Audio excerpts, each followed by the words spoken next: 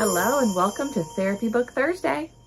Today I want to read The Name Jar, written and illustrated by Yangsook Choi. And I don't know if I'm going to pronounce all of the words and names correctly in this book, so hopefully you can give me a little pass on that, but I will do my best to pronounce these names. But I really liked this story, just about a new girl coming to a new country and a new school with a slightly different name that maybe people don't quite recognize. And it's about kind of her journey and how she manages that and how other people learn to accept her. So here we go.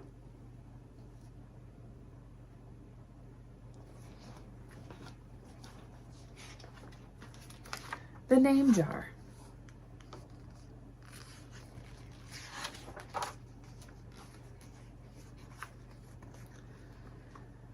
Through the school bus window, Unhei looked out at the strange buildings and houses on the way to her new school.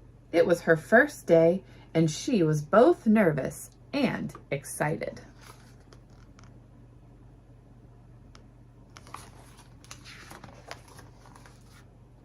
She fingered the little block of wood in her pocket and remembered leaving her grandmother at the airport in Korea.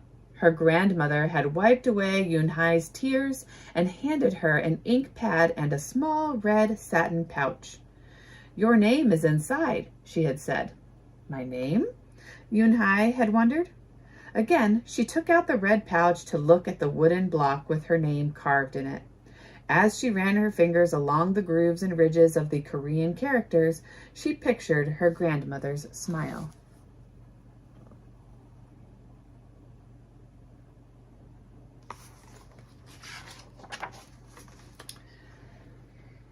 "Is that thing for show and tell?" a boy asked Unhei, surprising her.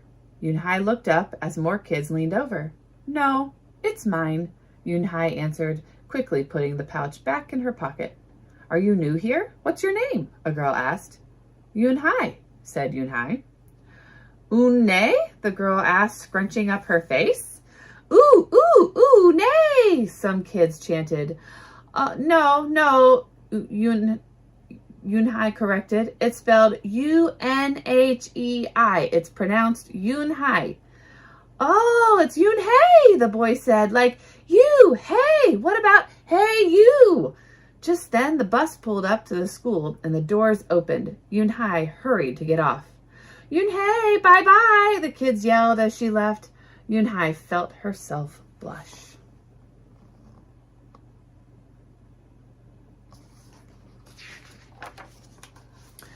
Unhei stood in the doorway of her new and noisy classroom. She was relieved that the kids on the bus had gone to other rooms, but her face still felt red. "Are you going in?" asked the curly-haired boy with lots of dots on his face.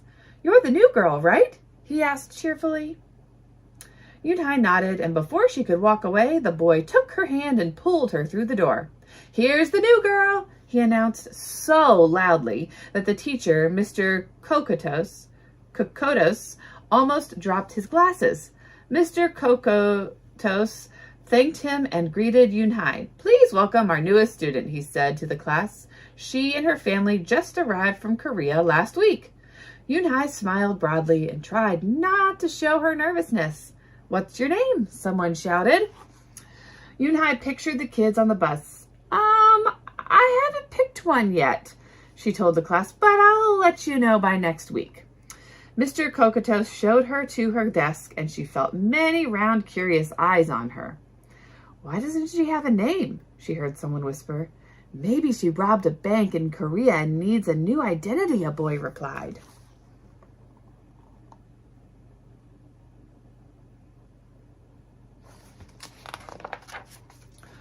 On the bus home, nobody teased her, but Unhei kept thinking about her name.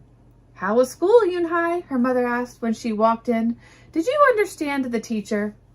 Unhei simply nodded. She unpacked her school bag and set the red pouch by a photograph of her grandma. "I'm glad you are learning English well," her mother said. "You must study hard, behave nicely, and get good grades to show that you're a good Korean." I will, replied Unhei, but I think I would like my own American name, she said quickly. Her mother looked at her with surprise. Why? Unhei is a beautiful name. Your grandma and I went to a name master for it. But it's so hard to pronounce, Unhei complained. I don't want to be different from all the American kids. You are different, Unhei, her mother said. That's a good thing. Unhei just wrinkled her nose.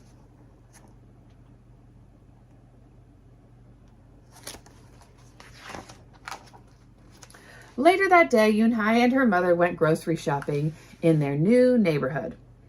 They passed Fadil's Falafel, Tony's Pizza, and Dot's Deli. A big graffiti-painted garbage truck roared like a lion as it took off down the street. Nothing sounded or looked familiar until they got to Kim's Market. The sign was in both English and Korean. Her mother picked up cabbage to make kimchi, that's Korean-style spicy pickled cabbage, and other vegetables and meat. She also found some seaweed, Unhei's favorite, for soup. It made Unhei smile. Just because we've moved to America, her mother said, doesn't mean we stop eating Korean food.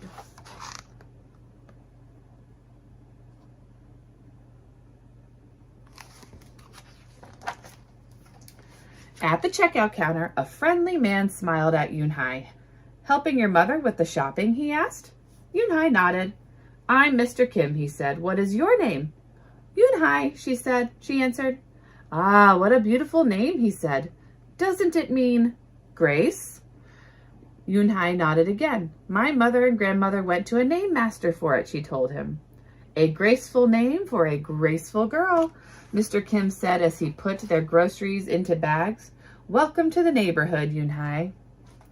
That evening, Unhei stood in front of the bathroom mirror. Hi, my name is Amanda, she said cheerfully. Then she wrinkled her nose. Hi, my name is Laura. Maybe not. Her smile turned down. Nothing sounded right. Nothing felt right.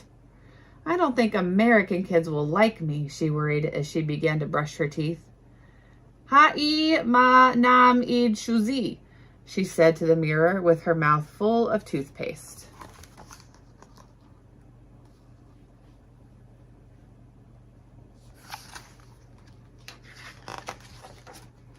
The next morning when Unhei arrived at school, she found a glass jar on her desk with some pieces of paper in it. Unhei took one out and read it aloud. Daisy. That's my baby sister's nickname, but she said you can use it if you want, said Cindy, who sat next to her. Unhei took out the rest of the paper. Tamela, she read. I got it from a storybook, said Nate. She was smart and brave. Unhei nodded and unfolded another piece. Wednesday? Yeah, you came here on a Wednesday, said Ralph. Thank you for your help. A smile spread over Unhei's face. Ralph quickly said, well, we'll put more names in. You can pick whatever you like, or pick them all, and you'll have the longest name in history.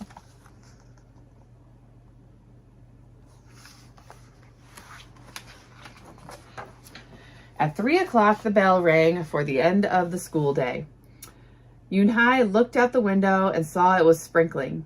It's the same rain, she thought, but in a different place. She watched other kids leaving in groups. Hey! A familiar voice called out to her.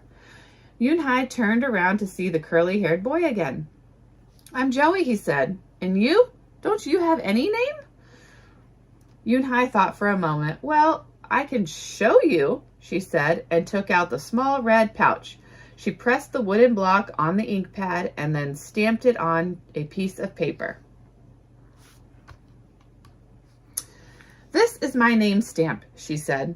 My grandma gave it to me. In Korea, I can use it as a signature when I open a bank account or write a letter.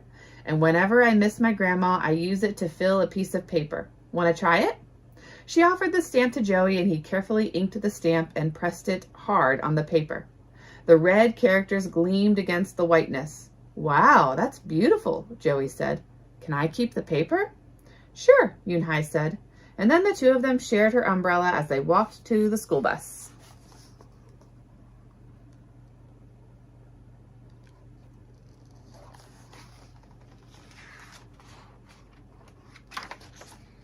Every day the jar got fuller with more names until Unhei read them all. She found a few names she liked. Miranda, Stella, Avery. They sounded interesting.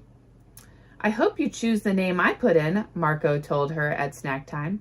I've put in 3 more, said Ralph. Madison, Park, and Lex. They're my favorite street names. Maybe you should close your eyes and draw a name, Rosie suggested. Ralph frowned. That's silly. What if she doesn't like the name she draws? Well, we didn't get to choose our names when we were born, did we? Rosie argued. Everyone thought about this.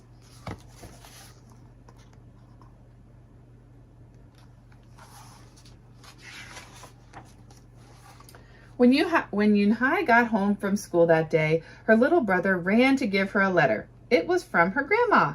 She opened it quickly. It said, "To my Unhei, I hope you are enjoying your new school and new friends. Be sure to help your mother and your little brother. Here the moon is up, but there the sun is up. No matter how far apart we are, and no matter how different America is from Korea, you'll always be my Unhei. Your grandma forever." Unhei took out her wooden stamp and filled a paper with it. She thought for a long time in front of the bathroom mirror.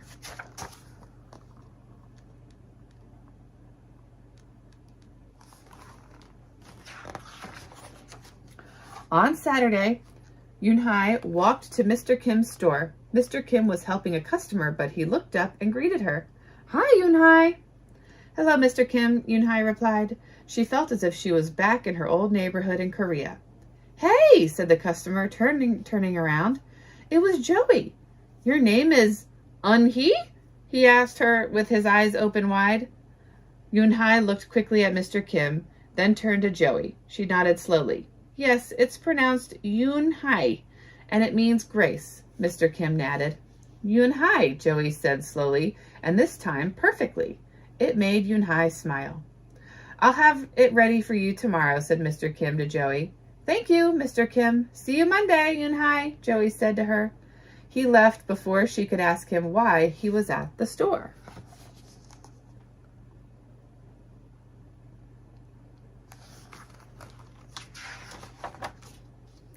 On Monday, Unhei came to class early to look at the names one last time.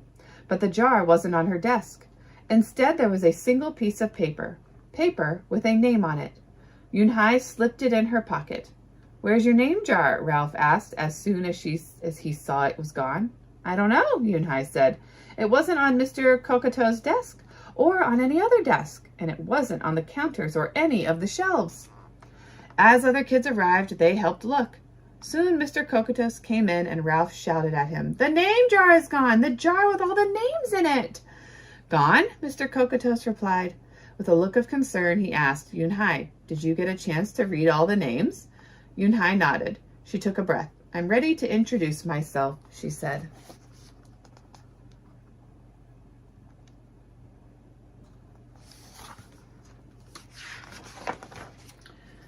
Unhei wrote her name in both English and Korean on the chalkboard. "I like the beautiful names and funny names you thought of for me," she told the class. "But I realized that I liked my name best, so I chose it again." Korean names mean something. Unhei means grace. "Grace! Grace Unhei!" shouted Ralph. Everyone tried to say it. Unhei, Unhei. Unhei said her name again slowly and clearly. Soon the kids began to say it better, even Mr. Kokotos. They applauded Unhei's choice. "I was named after a flower," Rosie whispered to Unhei. "Lots of American names have meanings too," Mr. Kokotos reminded everyone. When the class was dismissed, Unhei heard her new friends say goodbye. "Bye, Unhei. See you tomorrow." "Goodbye, Unhei." Unhei said goodbye and then looked around for Joey, but he was already gone.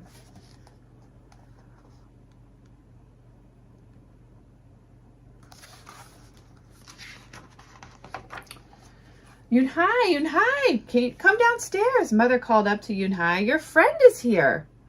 Unhei rushed down to see who she meant. There stood Joey, and in his arms was the name jar. "Where did you find it?" asked Unhei breathlessly. Joey looked embarrassed. Well, I took it, but only because I wanted you to keep your own name. And you did. He reached in and pulled out the names. Do you want to keep them? He asked. Thank you. I'll keep them as a souvenir, Unhei said happily. Then she pulled out the piece of paper from her pocket. Do you want this back? Joey grinned. You can keep it. I'll return the name jar to the class. Maybe you could put some Korean nicknames in it for us. Names with good meanings. I could do that, agreed Unhei. I've already got a Korean nickname, Joey said. Mr. Kim helped me choose it.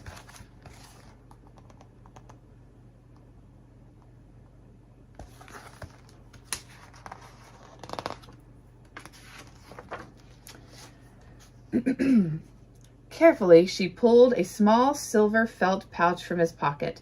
Then he took out a dark wooden stamp with beautiful Korean characters carved sharply into it. He pressed it on the ink pad and then on the piece of paper next to her name. Chingu, read Unhei. That means friend. And Chingu smiled back. The end.